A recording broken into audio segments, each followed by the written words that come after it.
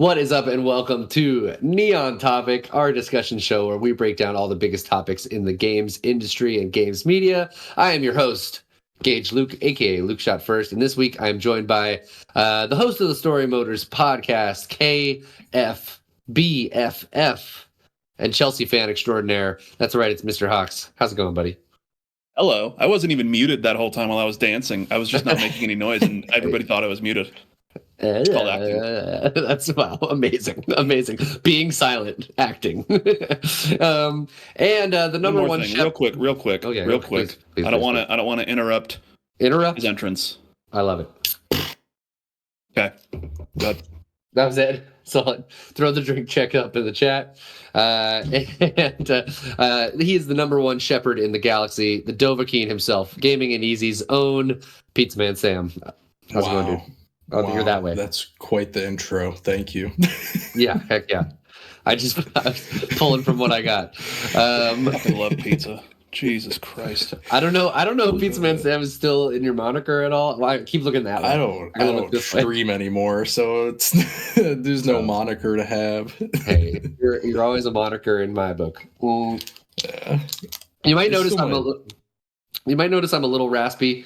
I am a little sick, so pardon me if my voice is sexy, but it'll be all right. Ooh. Yes. And if you didn't know, this is Neon, which is that's hot. Ooh, that is hot. This is Neon Topic on Neon Gaming Dimension, our gaming channel for the Neon Pocket Dimension and Odd Valley Studios. If you like gaming talk, come over here and watch us on Neon Pocket twitch.tv/Neon Pocket Dimension, or check us out later on youtube.com/@Neon Gaming Dimension. We're here. We're usually recording Wednesdays or Thursday nights, doing different things. Neon Topic, 5-minute gamer, trailer reacts, some Let's Plays, all that good stuff. But tonight, what are we doing? We are going to do what I'm calling your dream treatment of an IP. Doesn't necessarily have the best titling name, but it's okay. No, it does not really roll off the tongue. Maybe your dream IP treatment, that works better. Yes, but yes. So dream IP on Facebook, my dream IP relaunch, I think. Okay, I like that. Or revival. It sounds like pee-pee stuff to me. Yeah, ooh, I like it. Ooh. That's when you restream. Okay, the ultimate armchair game dev exercise is what we're getting after. So each member of the panel tonight is going to bring an IP that they think needs a rejuvenation or revitalization, and essentially just pitch it to the rest of the crew, whether it's a new game in the series or like a reboot entirely. And we're just going to discuss and see what we think. Also got a couple of write-ins from the community, so stay tuned for that later. And last little piece of housekeeping, we are going to be giving away a Elden Ring Night Rain network test code for the Xbox Series X and S. So if you are on Xbox and you want one of those codes, stay tuned throughout the stream. At some point, we're going to take a break, and we will. Anyone who has followed our channel is eligible for that. So go ahead and give us a follow, and if that's the case, then we will we'll pick at random, and you can get a code from us. So that'll be sweet. But without further ado, I'm going to go ahead and just kind of give some of the criterion of what we are. Criteria of what we are. Criterion collection shit? Criterion collection of what we're doing tonight. But yes, we're going to do just a couple of elements to keep in mind of like how does the vision of the game bring the series into the modern era? Does the version change the gameplay of the series? Does it reboot or evolve the story? Is it different in graphic style or different in genre? And then we're going to name these games. We're going to give kind of like a gameplay and mechanic breakdown here and there, story outline basically, and graphical and music style for you. So I'm gonna start off just so we get the idea of these pitches, and then I'll pass it off to the lovely guest I have here. You guys ready to go? Sam? Yeah. Yes. Party on. Okay, so I'm going to start off with me. You guys ready for this pitch? It's pretty badass if I do say so myself. I'm ready. I believe in you. Okay. Here, my Gage's pitch. The game is titled Halo Derelict Dawn. I'm out. Me too, because it's Halo. Yes, that's right. I'm rebooting Halo. This is, or not rebooting necessarily. I'm doing what I would call a spin-off, but kind of a new direction, kind of opening up the Halo universe to Nude erection. a new direction. That's awesome. I'm opening up the Halo universe to a new gameplay style, and we'll see how it goes. So picture this, everyone go into your mind's palace with me. The year is 2612. A group of space pirates / junkers scour the wreckage of what seems to be in the aftermath of a large-scale space battle between the UNSC forces and the Didax Promethean forces above the orbit of the shield planet Requiem. The pirates captain, Laika Marsh, and 2 co-pilots look out the view deck of their ship, an Egret-class space liner named the Pack Rat. They're searching for the main hull of the UNSC's lead ship, expecting it to be the best place to start their search for valuable scrap. Suddenly, alarms blare and indicator lights flash as the distress signals. It's a distress signal. Surprised but still collected, Captain Marsh plugs in the coordinates of the signal. Bingo, she says, as the signal has led her right to the main hull of what appears to be the UNSC Forward Unto Dawn. The crew looks at each other nervously upon realizing the name of the derelict ship. The Dawn has a legendary history. The crew pulls up to the skyscraper-like mass of the disheveled juggernaut and prepares to board. What they'll find on board is truly horrifying. The opening bit of gameplay takes place as the crew uses spacesuits and grappling hooks akin to Halo Infinite's grappling hook to leap across the gap between their ships. It's a super cool like cinematic scene, but you are there's cinematics and then it jumps into gameplay right there. The crew makes their way into a section of the exploded corridor and uses a cool gadget that shoots out a quick solidifying gel that seals the section of the hallway behind them. This is kind of similar to like if you played the most recent Prey, there was that cool gel mechanic that you could use. It's like a kind of a traversal and like other mechanic. So the beginning part of the game is a part walking simulator, part puzzle game as you try and make your way towards the part of the ship that is sending the distress beacon. There's probably like some objectives where the power isn't working, so in some section of the ship, so you in order to more easily navigate them, you have to go turn this power on. And this section of the game is where the relationships between the crew members is really fleshed out and the backstory of the characters kind of is revealed. Eventually, you get to a room where the beacon is coming from. It's a lab with a bunch of sample tanks of alien life, many of which are broken and missing their subjects.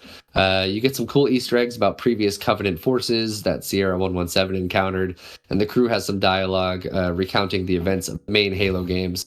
But from like the uninformed civilian perspective, so like maybe they get perspective. Yes, there you go. Or maybe they get some stuff wrong, or they weren't fully like acquainted with all of the Halo actual happenings because obviously the military wouldn't declassify all that stuff, right? So anyways, finally, the crew glances at one tank marked "Living Fauna, extremely dangerous. Do not open under any circumstances." This tank is broken, and whatever was in it is obviously no longer around. Searching the room further, they find the evidence of what we all presumed at this point. The ship has become infected with flood. The remainder of the game is... A lot of water. A lot of water. A lot of water. The remainder of the game is like an alien-style survival horror shooter where normal, non-Spartan humans have to make their way through this flood-infested ship. There's some big, mutilated hunter boss fights that are more like avoidance than battle. And there's some big set pieces that at the end to get back to the Pack Rat where you have to jump out of an exploding section of the Dawn and use the force of the blast to jump through space and land against the side of your ship. And you, the captain, end up being the only survivor. So, like some info about the game. You play as Captain Marsh. Her arsenal is like a cool pistol that you haven't seen in the Halo games before.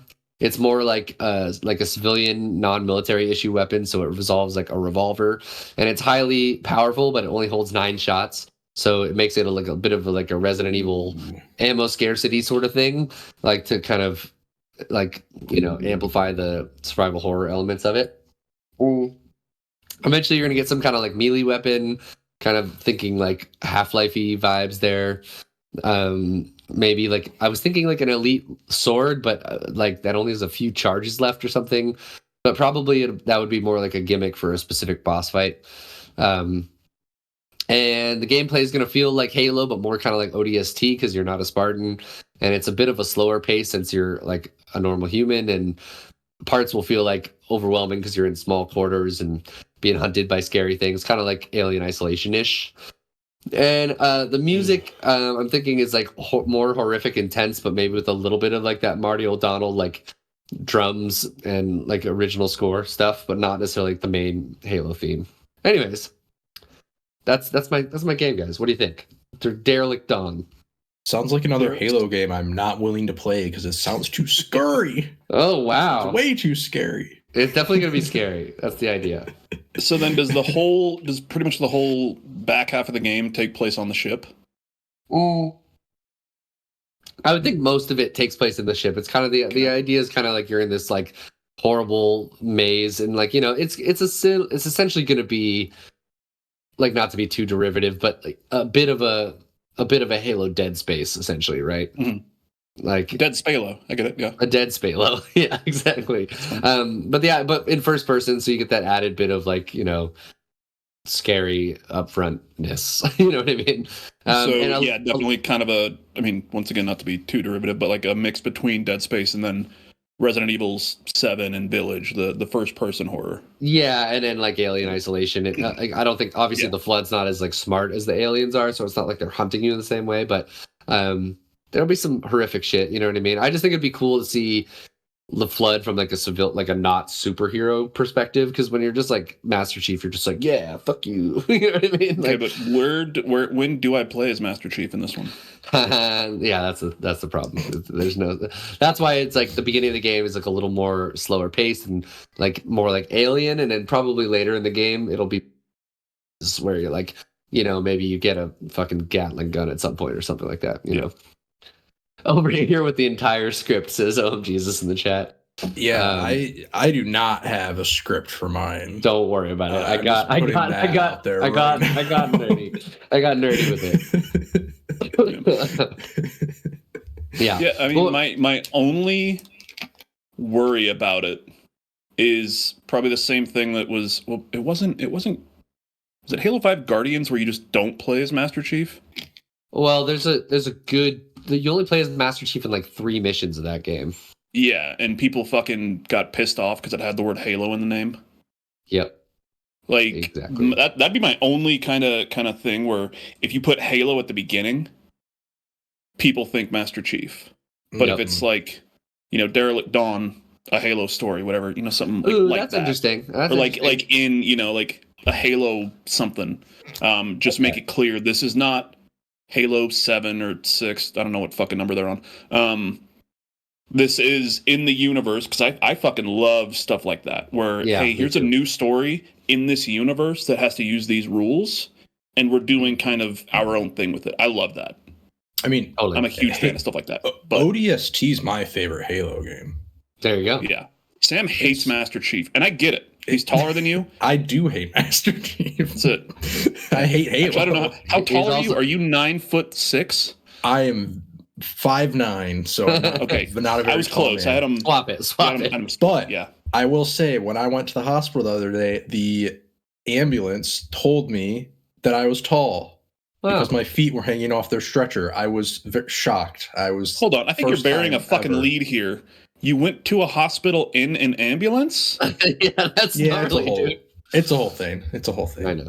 Wow. We don't need to get into it. But they called me tall is the point. I'm glad you're all right, and I'm glad you're tall in the ambulance's eyes. That's great. That's what you're focusing on as you're being wheeled to save your life. First time in my life I've ever been called maybe, tall, but you're tall. Good enough. But I wasn't dying. Right? I just like the idea that, like, we have like a Halo RTS, right? And then it'd be cool to make like a more horrific Halo game, because the Flood is like a horror like alien creature, right? And it would be cool, like, probably her crew at some point gets transformed into Flood, and it's kind of an emotional moment of some kind. She has to like kill her friend or something. I don't know. I think it'd be cool, and obviously you play as a woman, so the internet's gonna hate it. So there's that. Yeah, we just can't have that. I mean, we can't have that. Get out of here. Gage. But I like the idea that you have like a cool, like kind of modern, like revolver in the Halo thing, but it's also like a little bit clunky, which makes it a little bit scarier. That kind of thing. This game's dead on arrival. I'm sorry. Mm-hmm. Actually, no, that's a good name for it. People dead on arrival. Dead on arrival, a Halo story. A Halo story. Yeah. Yeah. Oh yeah, it'd be great if they did the solo. The solo thing, yeah. Is it solo a Star Wars story? Is that the thing? It's Star Wars stories, yeah. Okay, yeah. It's also, is it Rogue One a Star Wars story? It is, I believe. That's what all those kind of, Yeah. Cool. Well, that's my game. I'm gonna pass it over to the man with the Stein himself, Mr. Hawks. I have two. Cool. Yeah, totally. Let's start with the first one, and then we'll go to Sam, and then we'll come back to you. Yeah, one is more just like is just something that I have in my stupid brain. It's like almost like a DLC to something that already exists. That's cool. Separate. But so all I wrote was a paragraph because then stuff came up and I was dealing with fucking DoorDash being pieces of shit. Y'all ready for this? Yeah. Okay. So in 2185 CE, 2 major events will happen that will change everything. Not just here on Earth, not just in this solar system, not even just in the Milky Way galaxy.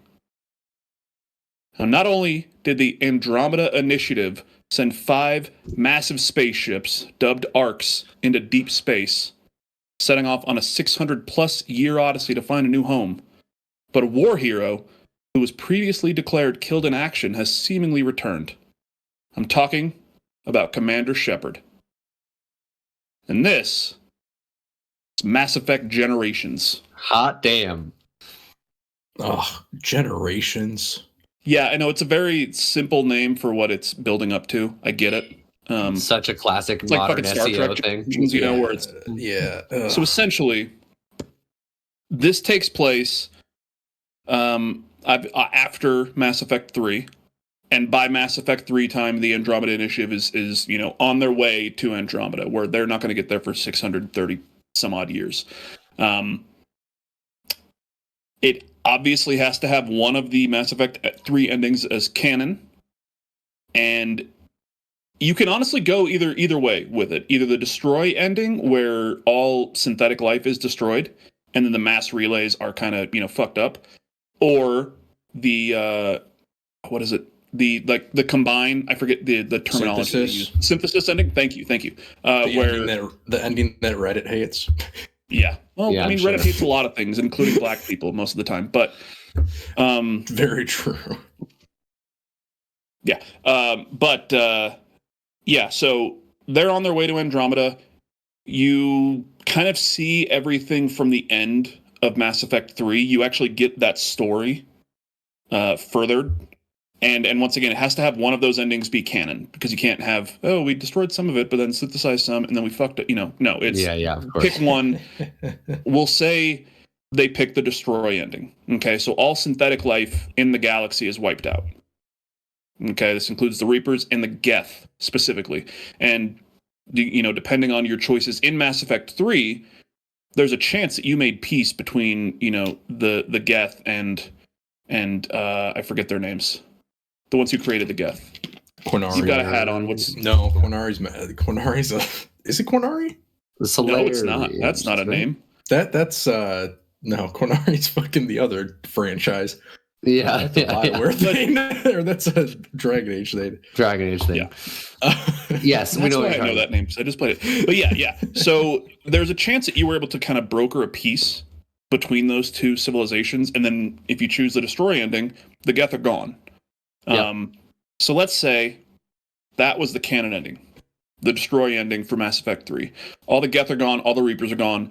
The mass relays, while they're not destroyed, they are, damaged, but to a point where they can be rebuilt. So, the ending of Mass Effect 3, everyone is safe. The galaxy is seemingly safe. All synthetic life is gone. But Commander Shepard, once labeled a war hero, is now seen as a villain for completely wiping out the Geth. And a lot of problems with it, obviously. It weighs on him. So there's still plenty of people that are on his side. Her, excuse me. The species is the Quarians, which is why I got mixed up with Quinari, because it's very similar, and I'm just noticing that for the first time in my life. So is it the same fucking letters? Just I think so. Yeah. Okay. Classic. I think so. So yeah, the Quarians, obviously.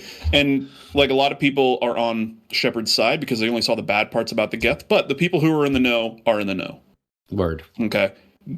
Shepard, by choosing this choice, has wiped out the Geth, has wiped out an entire civilization of synthetic people. So what does he do? Goes into hiding, goes as, he's a recluse. He drinks. He's not interacting with really anybody from his old crew because he saved the galaxy, but he can't face what he did to save the galaxy. A bit of time goes by. I'm talking 5-10 years, not a long time. And he gets the opportunity to go on to another arc heading towards Andromeda. Okay. By this time, there's another arc going towards Andromeda. He's on it. Some of his crew that he went with before is on it, including Joker, because Joker and Edie are there. Actually, no, Edie's not, because she's dead. Joker's there. He still does not like Shepard all that much, but, Joker's there. You've got Liara. You've got, a few. You've got Garrus. He's still there with his face thing.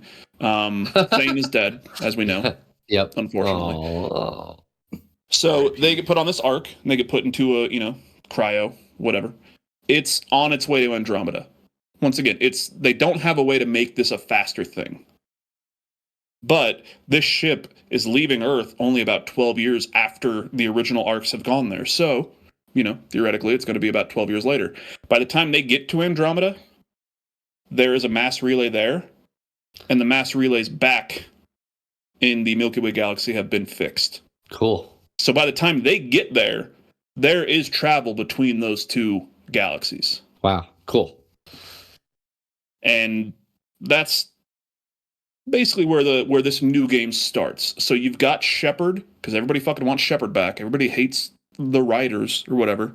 But you've got Shepard back, and we're about 12, 15 years after the events of Andromeda, where they've kind of been like, oh, okay, this is... We know we have to rebuild here now because what we thought we were coming here for isn't here, but we're going to find out other things. And then at the end of Andromeda, you've got a few different, I guess, Easter eggs for some other arcs that had traveled with your original one that were kind of like, oh, we lost transmission, but we just heard back from them. They're going to be here. So by the time Shepard and crew get there, there is this new civilization. There is this new, not just human, but everything from the Milky Way is there, including.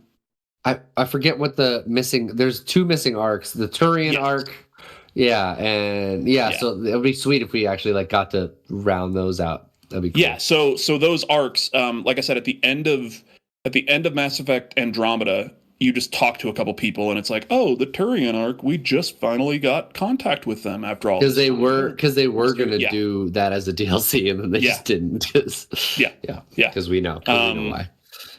Arturo, no Shepard, kill the past. I'm gonna fuck your mouth. Anyway, so I don't know. Yeah, no, I'm with you. I'm with gone. You. Yeah. But no, to be fair, Arturo, I'm completely fine with a Mass Effect 4 with no Shepard, but obviously there's a lot of people that want a Shepard and want some, they want that link to the past. Fuck Zelda. So they get there. There are now mass relays that go back and forth, and there has been some, there's been kind of communication back and forth, but obviously they're well in the future compared to what Shepard left. So now Shepard comes to this new planet, this new galaxy. For him, it's not been too long because he's been in cryo, but now his entire world is different, and the entire world that he left back home is different. Yeah, bit of a Captain America. Wow, Gage, you do not like that. Just give me a thumbs down. I don't even know how that happened. Wow. Honestly. Wait, let me see if I can do a different one. No, I don't know. Hold on. Put up a Gage in the chat. There you go. Yeah. So honestly, for the rest of the story, I don't have anything. No, I like it. I was thinking all about how to get Shepard and Ryder together. That was just the opening cinematic. I like it. That was pretty much the opening. Well, I mean, I figured for the opening bit, you kind of you're going back and forth between Shepard and Ryder, where Shepard, that's mostly, I mean, I loathe the term, but a walking simulator. You know, you're going around, you're a soldier without a war because the Reapers are gone. You've ended up, kind of just back. It's all story building at that point. Yeah. It's all story building at the beginning there. And then when you play as Ryder over in the Andromeda Galaxy, obviously it's, we're 600 plus years in the future, but you're just kind of building up what was there at the end of Mass Effect Andromeda. Cool. So for a while, you're kind of building the thing that Shepard can then come into. Gross. But the more you do, maybe like the more you do as Ryder at the beginning, the better you set up Shepard for when he arrives. Nice. You know what I mean? So you can have a almost not entirely different, but you can kind of be more on the back foot if you just as Ryder, you're just like, oh, I'm just going to go and do nothing. And then Shepard shows up and there's nothing there. Cool. I had that idea when I was playing a similar idea when I was playing the Marvel Spider-Man, the first one for PS4. Yeah. Totally. Yeah, where you do you've got those optional things where you can help Doc Ock with his experiments. Yeah. And I was thinking at that point, I'm like, what if they had it so where the more you do of these, the more powerful Doc Ock is at the end, but they don't tell you that until you're at the end, and he's like, oh, fuck, doing all this, like shit like that. So like that's kind of that idea where the more Ryder does as you're playing as him now, the better setup Shepard can be. Cool. When he gets there. Make it so. Thank you. Different franchise, but generations. But how can we turn this into a roguelike game? Games as a service with Souls mechanics. So what you're gonna do? Okay. Shepard gets there, and he ends up now being marooned on this planet that when he dies, he goes back in time and he just does that whole day over, but he gets to put things in his pocket. I don't know. What's the fucking Leo movie? All you do is kill, live, die, repeat. I don't fucking know. Sure. Whatever. Sure. Yeah. Memento. Memento. That's Memento. Hell yeah. Yeah, that's Mass Effect Generations. Could be. We can workshop a better name. Okay. Or Mass Effect. Yeah, I mean, Generations is pretty generic, but honestly, it's pretty good. It's SEO, very probably. generic. Yeah, but so just something like that, where you're bringing back Shepard, you're bringing back some of the core crew from the Mass Effect original trilogy, and you are introducing them to this new crew from Andromeda, including the Angara, the race that's only in Andromeda. Yeah, I was about to say it'd be interesting to see like what develops with the Angara, because that was like one of my favorite parts about Mass Effect Andromeda, like being the person to broker the initial meeting with them and stuff like that. So by the time Shepard gets there, Ryder is almost seen as the envoy for the Angara and the humans. Totally. In the Andromeda Initiative, because they're the ones who actually kind of brokered that peace and made that real connection and helped them on their planet to get stuff. And by the time Shepard gets there, once again, 10, 12 years later, you've got you've cleared out not everything, but you've kind of been able to work around the plague that's been spread around the galaxy in Andromeda and almost make it work for you. And then Shepard's coming in just blind. Shepard and the whole crew is coming in blind. And then, maybe on Shepard's ship, there's, I don't know, some alien species, and then it's just alien. They're on the ship. They get into the new galaxy. They're fucking shit up, and you've got to stop them together. I don't know. Yeah. The big bad isn't there yet, but I like the beginning of that for sure. Hell yeah. The big bad's not in Andromeda. There's bad things in Andromeda because you're still building, but the big bad, I think, comes from the Milky Way galaxy. We'll call them, I don't know, what's a generic term for aliens? Europeans, and they bring like disease and the plague and smallpox, I think. I like that. I like the idea. I do like the idea of playing with Shepard as becoming this villainous role. You know what I mean? Where I'm not even gonna say villainous because it's a thing. It's a very morality based choice. The destroy or the synthesize or this, but just going for the story, the destroy option, getting rid of the Reapers and completely removing that threat from the Milky Way galaxy seems like, okay, this is the safest choice, potentially. Because now they're gone. Because if you do the control ending and then Shepard dies, who controls them? Nobody. If you do the synthesize ending, what's to say they're not going to just do the same thing, Totally. Yeah. But, yeah. But no, I just like the idea of like you playing as Shepard, but people being like kind of hating on you, or certain people hating on you in such a way. You know what I mean? Cool. And then you get to the Andromeda galaxy and nobody knows what happened. Yeah, that's cool. Because it's been, centuries at that point. Except for like, maybe like a few little people here and there that you have to deal with. Yeah. Like the people on the ship with Shepard know what happened. Totally. Some of them are totally fine with it, and some of them are still like, look, man, what the fuck? We just brokered peace with the Geth and the Quarians, and you do this shit. That could lead to some cool like inner crew confrontations down the line or something like that. Yeah. You have to fucking shoot Garrus. Oh man. I don't think Garrus would give a fuck. No, I know. I'm kidding. I'm thinking more obviously Tali. Ooh, and maybe Liara too. Yeah, it'd be cool if Shepard and Liara had to come to a big, especially if like that romance was like shipped as kind of canon. Yeah. And then it became like, a gut-wrenching, you are my brother, Anakin kind of thing. Yeah. And then you cut Shepard in half. Yeah, or vice versa. This all just sounds terrible. Just leave the past behind. I don't want to have to do that to any of them. Yeah, that's why it's in there, because you don't want to have to do that to anyone. I almost chose Mass Effect as my I thought you might to do this for, but I didn't, because one, they're making it, so I didn't really want to like get my hopes up for anything. Are they though? I know they're Are they still? That is a good point. They might not be making it.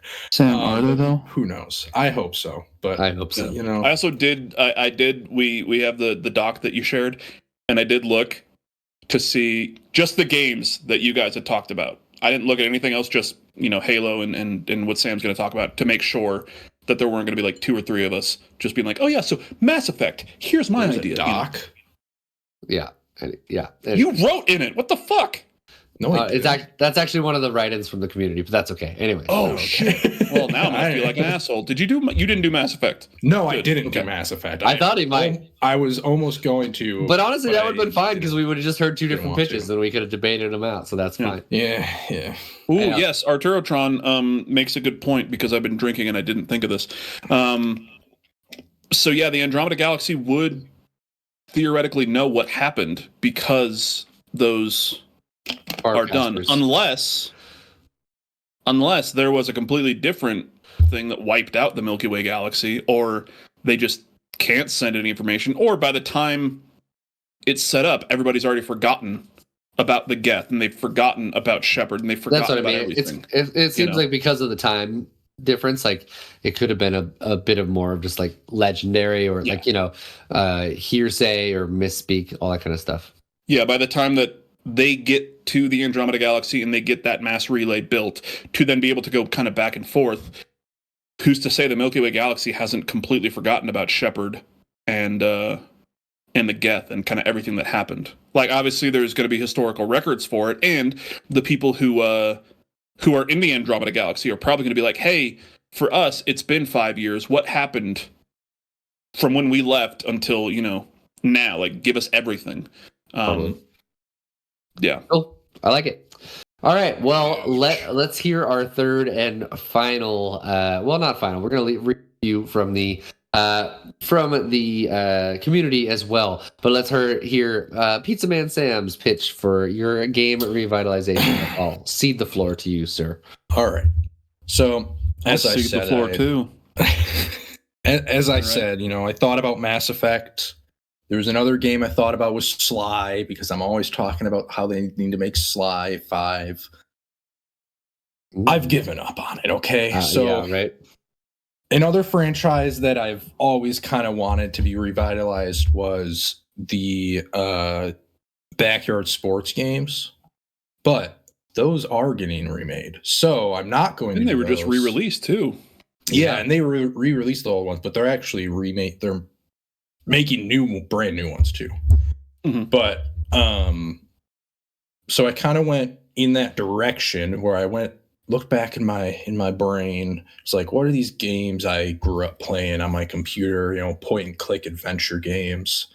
It was like, you know what, there's another franchise by Humongous Entertainment called, and my namesake, Pajama Sam. Wow. Okay. So for those that don't know, I'm looking it up right now. It's another Humongous Entertainment franchise, point and click adventure game, obviously for like kids. It's this kid named Sam who puts on a cape and calls himself Pajama Sam, and he goes on all these like adventures in these like weird worlds. I can't remember if they're like all like, I think they're all supposed to technically be like dreams is the idea. Which is what I'm kind of leaning into as well. So I hope that's the idea of the games. Just a wild game. A little bit reminds me a little bit of Psychonauts, like the aesthetic of it, I guess, a little bit. Which is also something else I want the new game to lead into. So I'm rebooting them. It's got a Psychonauts-y kind of vibe for sure. Mm-hmm, I'm looking at it right now. It's pretty wild. Yeah. I'm rebooting them into a 3D platformer. Excellent. In the art style, very similar to a game that came out a couple years ago that I've 100%ed twice. Tinykin. Yeah. I actually watched you stream part of that. Christ, I love Tinykin. Yeah, where like the character's kind of like a 2D like drawing thing, but then 3D space.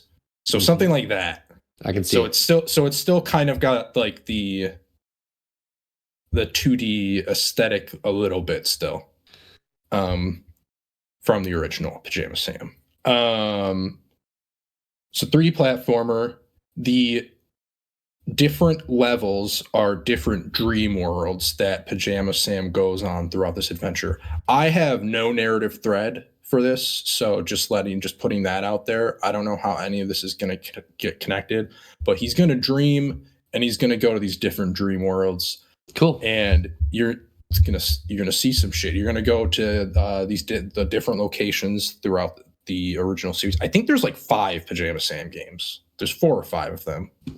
So you're going to go to settings across the Pajama Sam universe. You're going to go to they're going to create new worlds, new wild, crazy ass dreams that this adolescent little boy is dreaming about.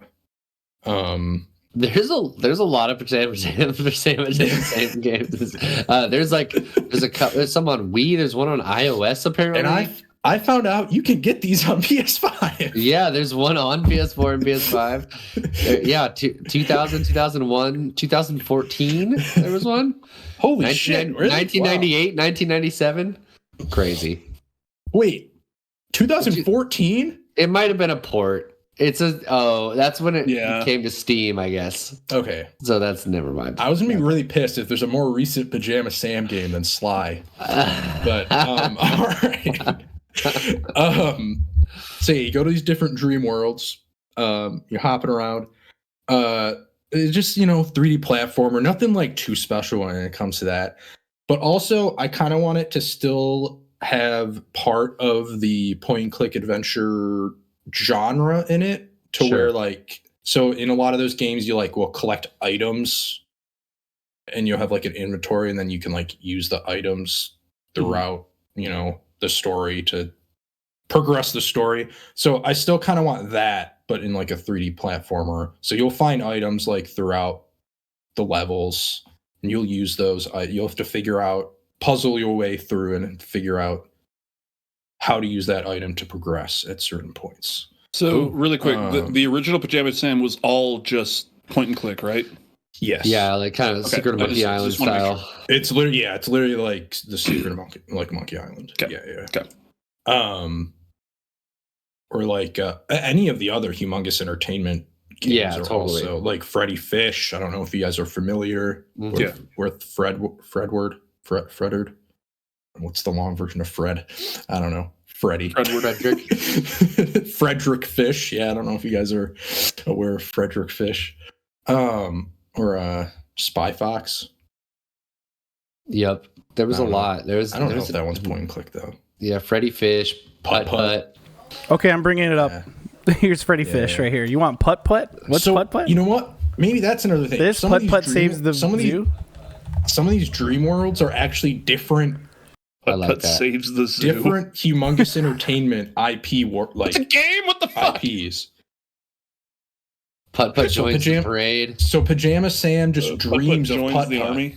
I love that. Yeah. Maybe one of the levels is a driving level, and Pajama Sam's driving Putt Putt around. So are you kind of coming around to the point where it's a Pajama Sam game, but it's really all of these humongous games are kind of in here. Yes, it's maybe different worlds or different things. Multiverse. Yeah. It's a humongous games game, but you play as Pajama Sam. The humongous cinematic gameverse. Yes, but most of the dream worlds are still very much Pajama Sam settings. There's also just there are levels, so it's similar to Astrobot, where most of the levels are just generic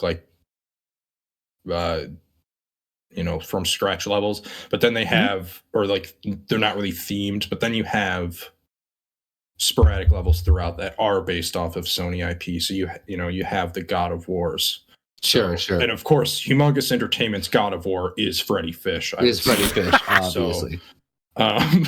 Man, Freddy Fish Patapon is backyard baseball. That's amazing. Freddy Fish is definitely bringing back some weird core memories for me that I haven't thought about in a long. Freddy Fish is fantastic. But well, I mean, just gave away the code. I know, jeez. No, but of course, Pablo Sanchez shows up in one of the dreams because he's the GOAT. So got it. Pajama Sam dreams of a baseball field at some point, and they're just playing a good old game of ball. Lol. I like that. The more we talk about this, I really want this to happen. I wonder if they must be around just because they're probably making money off of Steam resales and stuff. Well, the thing is, they're not the ones. They got bought out. Did Humongous or did somebody just buy the license for the Backyard Sports games? That's what I don't know. If they just bought the license for the Backyard Sports games, if they got completely bought, if they have all their IP. Because it's a different company. I can't remember what the company's called. That's making. Because wasn't it the Kelsey brothers? Yeah, I think it was the football players, Jason and they're Kyle? The ones that bought this shit. I think they're part of bringing the Backyard Sports stuff back. I did not know that. Yeah. Does that mean I have to be a Swiftie now? I mean, you should be anyway, but whatever. I'm not. She's cool, man. She's fine. She's fine. Her music's bad. Fucking love 1989. Great album. The music's bad. I kind of agree. I don't like her music at all. Anyway, Gage, put that on the discograph list. Taylor Swift. Anyway, Pajama Sam. I don't even have a name for this. Maybe. Oh yeah, let's think about it. I don't have a name. Pajama. So I'm trying to think Pajama of what Sam the other Portals, ones Pajama are. Sam Dreams. No, it's got to be like an absurd name, because if you look at the Oh yeah, let me look at some of the other ones. if you look at the games, we got. I know the third one is like there's no need to. Gage is blurry as fuck right now. It's the one with food. Whoa, did I just do that? Yeah, you got real blurry. So we got Pajama Sam, no need to hide when it's dark outside. So that one, that is about him confronting his fear of the dark. So I think that's a very relatable story for everyone. So I think everybody should at least play that one. Cool. Yeah, I that one rings a bell for me. So. And then Pajama Sam 2, Thunder and Lightning Aren't So Frightening. I believe this one he like goes and is like trying to control the weather or some shit. It's wild. And then Pajama Sam 3, You Are What You Eat From Your Head to Your Feet. So this is the one I played the most of as a child. As a young boy named Sam. All right, so I'm gonna say I got it. Okay, yeah, you got it. So it's got to be like an absurd name. Pajama Sam, crossing dimensions and making connections. Love it. Love it. Love it. Love it. Wow. There we go. Yeah, I was gonna say something like Pajama Sam fixing the seams by jumping through dreams or something like that. Ooh, I like that one. It does rhyme. I guess the other one rhymed too. It was a soft rhyme. But that one has dreams in it though. I really want to nail the dream aspect, you know. Naughty Ned won the giveaway. Hey, shout out to Naughty Ned who has Is Naughty Ned? Is he naughty? Is he Pajama Sam's sidekick? It could be. Naughty Ned, you want to be in this game we're pitching? But yes, Naughty Ned, you have Night Rain network test code. So we will DM you. I guess if his DMs are not open, go ahead and send it to me, and I'll send it to him. There you go. We'll make it work. Yeah, like I said, Naughty Ned. He's been my best friend for over 20 years now. Since we met each other in elementary school, and we've been best friends ever since. So, love you, man.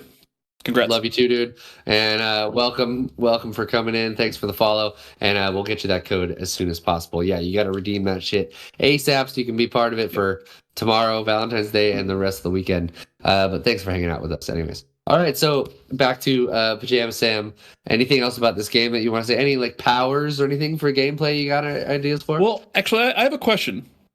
So is this like a is it like an adult version of Pajama Sam, or is this still going to be primarily focused towards kids or families? I guess. I would say it's still primarily focused towards kids, but in the same way that like just like Astrobot. Yeah, you mentioned Astrobot, which is not. Yeah, it's not a. It's. I would say it's focused towards kids, but it definitely has some challenges in it, like the new. Yeah, like there's definitely some challenges in it, but it's not like. Yeah. Okay. Cool. I like that a lot. Let me tell you, when I was a little kid, fucking Pajama Sam was hard as shit. Oh, dude, point and click adventure games were brutal. They didn't tell you shit about shit. You were just like, how do I figure this out? How old am I? I also played. You were a kid playing Pajama Sam. I was a kid running fucking Doom in MS DOS.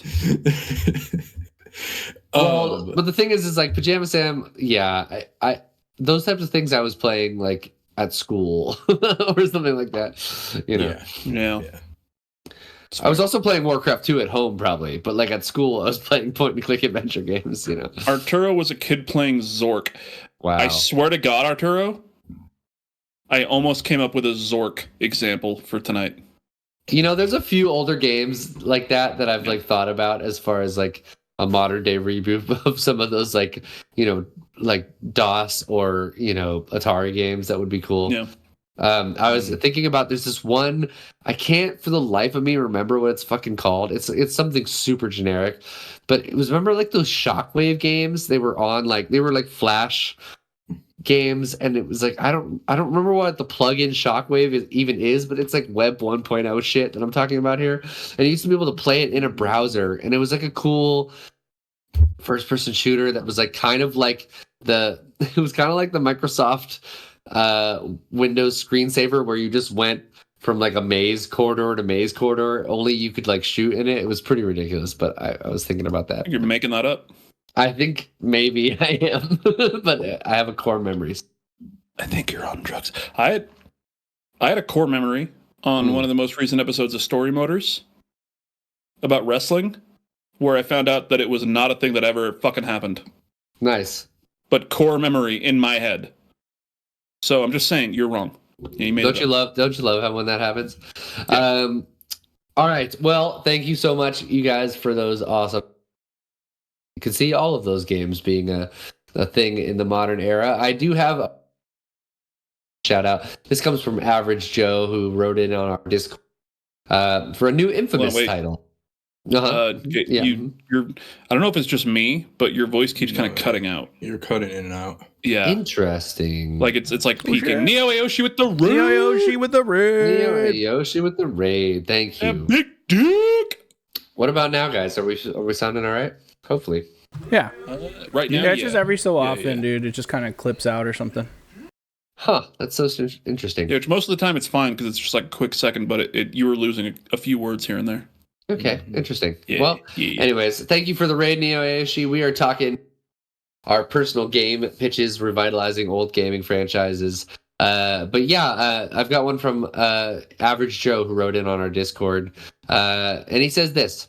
This is a new Infamous game that we're talking about here. That's another one I almost did. That's what I read, and I thought that was Sam's. There you go. I almost did Infamous. My vision of the series, this is from Average Joe, would be to bring back Cole McGrath and have the series do what all comic book properties eventually do, reboot themselves. Bring it back to Empire City and make give Cole a little bit more of a personality and bring in some new characters. Keep Zeke, obviously, as he's always been a standout, and combine a mix of the best power sets from the first and second game. Bring the comic book cutscenes back, as that's what made Infamous stand out, in my opinion. And I would keep the genre pretty much the same as an open world superhero action game with heavy choices, but also make sure the choices matter too. So, show how different choices or different the story could change depending on the heroic or villainous actions. For the music, I'm thinking bringing someone like Daft Punk or Nine Inch Nails would be stellar, as they could really play on Cole's electric abilities. If Daft Punk came back for anything, period, I would be like, thank you. Fucking Tron Legacy was so dope. I know, seriously. I mean, just give me a bunch of scenes with Daft Punk DJing in Tron Legacy, and I'm all about it. That's right, exactly. Neo. Thank you, Neo. That's all I want. Fuck Blessing out of you. Bring him back. Daft Punk rules. Anyways, sorry. If I have one beef with Blessing, it's that he doesn't like Daft Punk. Also, Kessler is the villain again, and have it be same for Cole from the previous continuity, showing that he can't break the cycle of turning into a villain. Make it seem like Kessler/Cole has been attempting to change the timeline several times now, and it's just broken him. Maybe have a meta commentary on reboots in general. I like that last paragraph is what kind of gets it for me, of like, the idea of like rebooting a game and having that self commentary, kind of like Kojima style, on a game where you're like, oh man, like, haven't we done this before? Like, have someone occasionally like kind of snap out, break the fourth wall a little bit, of like, man, you don't have to do this. It's like, but we've already done this. And he's like, what? That kind of shit. I like that. Yeah, my pitch for Infamous was going to involve a different, like, new power set, new character. I was thinking like magnetic, so it would almost be like a Magneto game. Cool. Or like gravity power. Yeah, I think a new power, would be kind of essential. I mean, he says in this, like, keep the best powers from the originals, but it's like, if you're gonna do a new game, make a new mechanic. I think if they're gonna do a Cole again, they should just remaster. They should just port.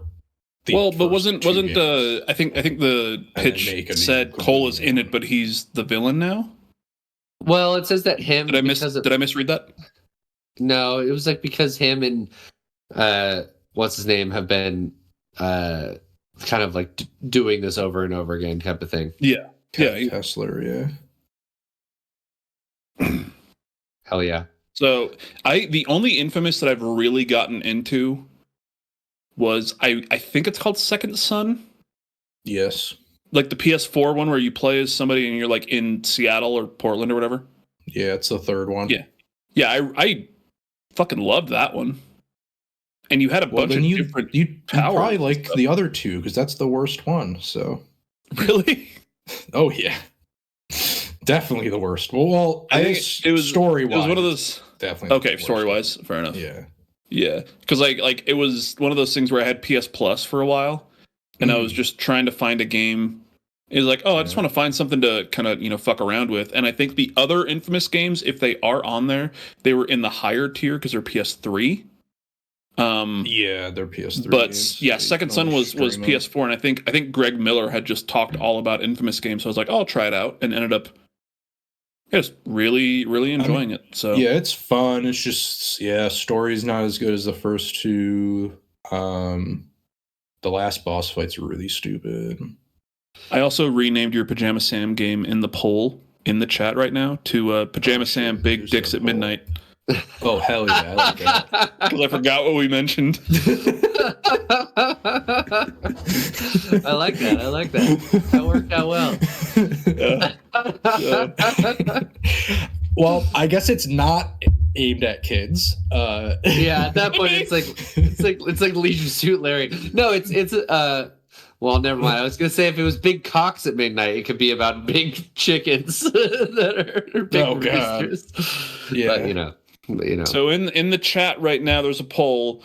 Which of the three games that we talked about are the best? It is Halo, Derelict, Dawn, which I don't even know if that's what you said. That's perfect. Nailed it. And then Mass Effect Generations and Pajama Sam Big Dicks at Midnight. It did get cut off, so it literally just says "Big Dicks at." Yeah. Big Dicks at 67% of the vote. Love that. That's great.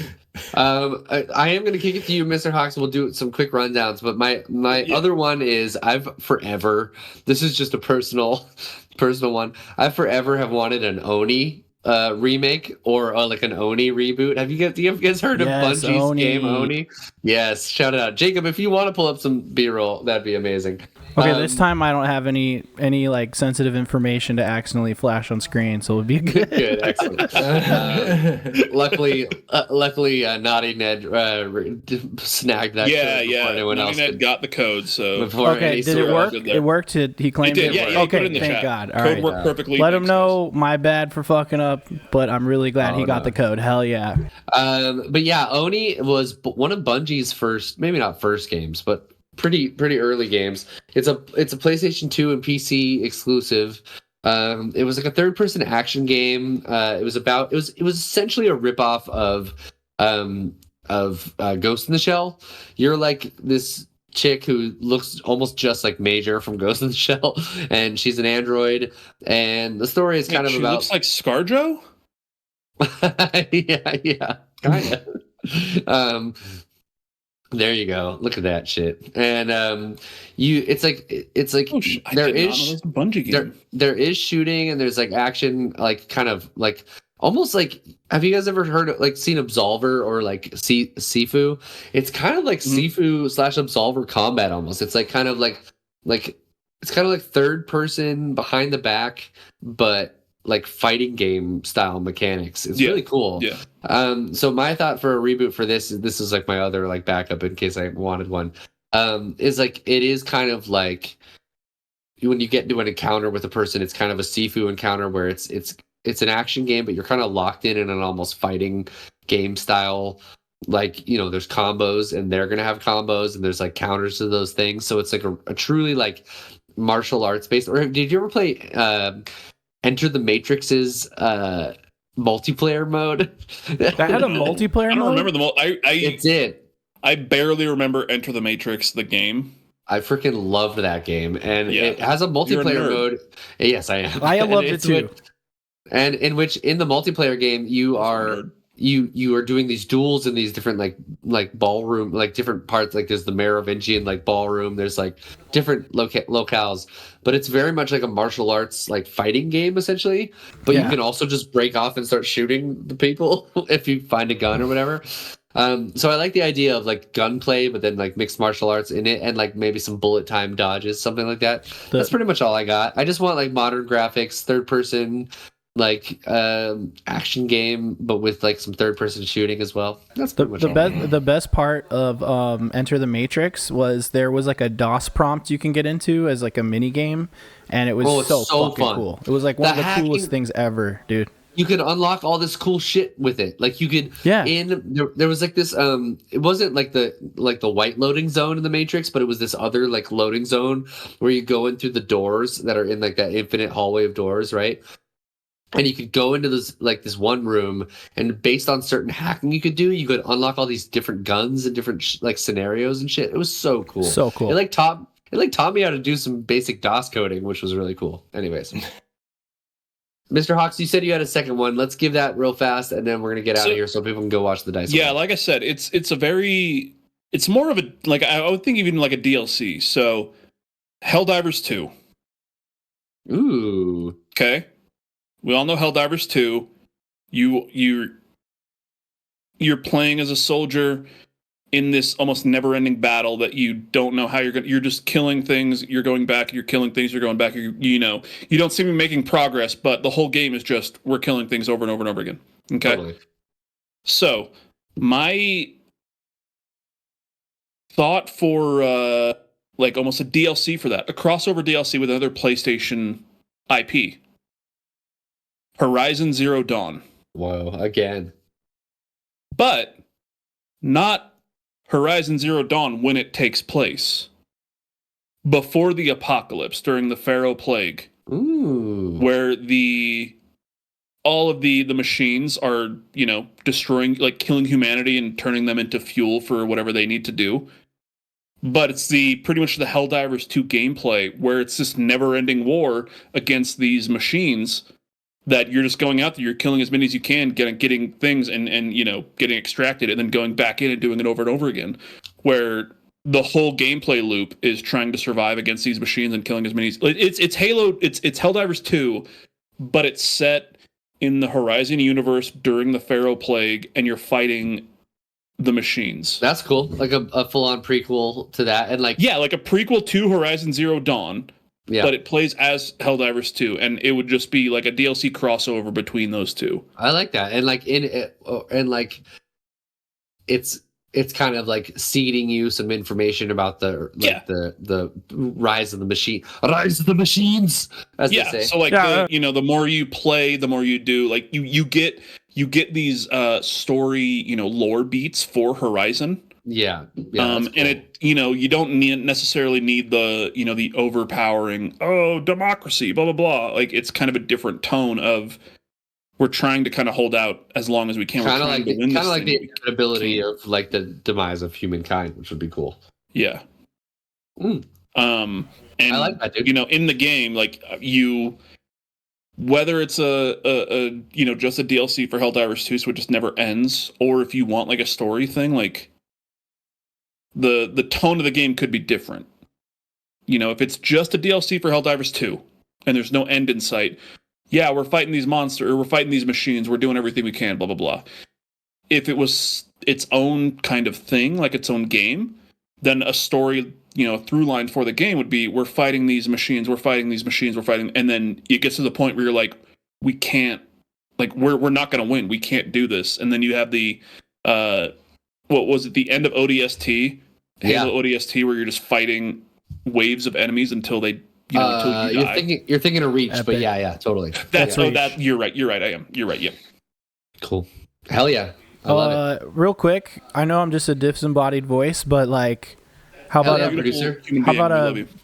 reimagined Star Fox that is like, open galaxy. You know what I mean? You just go around like not like Starlink, but like you're actually like doing missions on the planets and going through and stuff, and then maybe there's some PvP in there. You know what I mean? And like you can make your own animal character and like soup up your R-Wing and shit. That'd be sick. Somewhere between No Man's Sky and like Rogue Squadron. Exactly, dude. That's exactly what I'm thinking. Like there wouldn't be any building, although you would have your own like Great Fox kind of ship. You know what I mean? Yeah. I That's all like that. got. You have like an intergalactic, more like cruise liner, like the Gray Fox, and then personal fighter thing, like the thing. But you can customize it and make it sick as fuck. Yeah, and you and can then your own little your own squad. your own little biomutant character that you get to make, and man, I see that. Yeah, like maybe rules. multiplayer, you can have like your own squad, like how it was Star Wolf versus Star Fox, and then you could take on other teams. You know what I'm saying? That'd be sick, dude. That's all I have. Dude, I so badly think Star Fox needs like some love. Like, there was never a Star Fox on the Switch. Like, give us one on the Switch too. You know what I'm saying? Come on now. Was there one on the Wii U? Yeah. It's the one where you. That's like the one Wii U game they didn't port over. You'd go, yeah. I think it's Star Fox. I want to say it's Star Fox Adventures. It's like the one where you go down on the planet and there's and you like have a little mech thing. Yeah, a little tank thing. It was whack. It was not a good game. We don't talk about the Wii U. Sam, quit talking about the fucking Wii U. Yeah, exactly. Ready for every fucking time. Every time. Well, guys, thank you so much for your game pitches. That was fun. I just give ourselves an opportunity to be armchair game developers because we obviously know what we're talking about. We know it's going to sell. Like,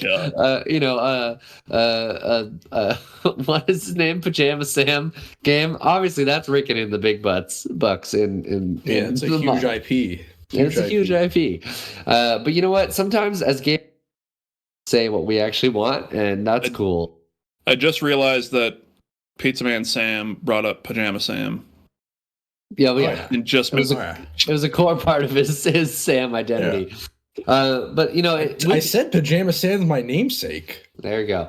But I've been drinking, and I was probably on a call. I don't know. When was the first Pajama Sam game? Yeah, 96. That's before I was born. See, yeah. Fuck you. God damn. Fuck you. Yeah, I'm young.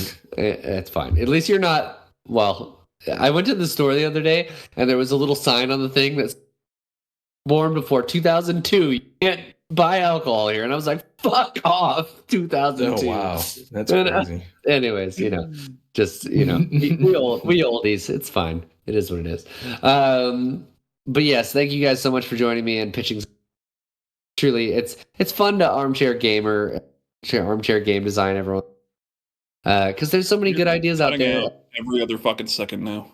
Damn it, that sucks. Yeah, cutting out a lot. I blame your Macintosh. That doesn't make any sense. Anyways, well, thank you guys so much for joining us on Neon Topic. That's right, it's our gaming discussion show on Neon Gaming Dimension. And so check us out on Wednesdays and Thursdays. We're usually streaming over here on twitch.tv/Neon Pocket Dimension, or if you miss it, you can check it out on youtube.com/Neon Gaming Dimension at Neon Gaming Dimension, and we'll be right there for you. Pretty much just search Neon Gaming Dimension or Neon Pocket Dimension, and we're follow us at NPD Squad. But before we get out of here, let me pitch it to my co-hosts tonight and my guests and plug what you're doing. Sam, you got anything to plug? No, I don't stream anymore. But I work at a homeless shelter, so I don't know, just donate to your local shelter. That's what I'll pitch. A really good thing to do. help people in need. Yeah. The world's a weird, fucking strange place, and it's only getting weirder. So help all the people who are left behind. It's not fair. All right, Mr. Hawks, what you got? I've got Story Motors podcast. We are on YouTube and podcast services everywhere. Story Motors with a D. It's not like with a TOR like a car. No, it's like story mode and then an RS at the end. Like, easy mode. We're not good at games. Story Motors podcast. We drop every Thursday, 8 a.m. Mountain Time. The best time. Wow. Search Story Motors podcast. Myself, my buddy Mike. Like I said, every week we've got a new episode. Just today we dropped an episode with Kind of Funny best friend Sen Nuggies, talking about all the video game characters who fuck and how they fuck and what they want to fuck. Wow. Next week we are Sen Nuggies getting together after all that long. Oh yeah, no, there's a huge beef there, but we squash it just for the night. I love that. Next week we're going to be joined by an incredible streamer called Rose Waltz. She is a great fighting game streamer. Puts on some tournaments, and then Next Friday, actually a week from tomorrow. So that was that 21st, I think. Yeah, 21st. We are doing a live stream with Arturo, Robo Bartender, for our kind of 1 year anniversary stream. He's going to be walking us through making some drinks based on some video game characters. So that's awesome. That'll be fun. That'll be on my Twitch channel, twitch.tv/Mr_Hawks182. So yeah, check it out next Friday. Love that. Hell yeah. Thanks for having me. Love you guys. Yeah, always, anytime. And I mean, we'll have fully cutting out. Fully cutting out. Back up, Gage. Just sit back and talk. Just sit back. All right, I'll take over. My mic. Yeah, I got you. We love you. Thank you for watching. Thank you to the guests for being here. Gage, you're a great host. We'll figure out what's going on with your mic, but do something weird so something weird happens to your camera, and let's get the hell out of here. Yeah. Gage and I also are starting a new music podcast. So. There it is. Bunch of hearts.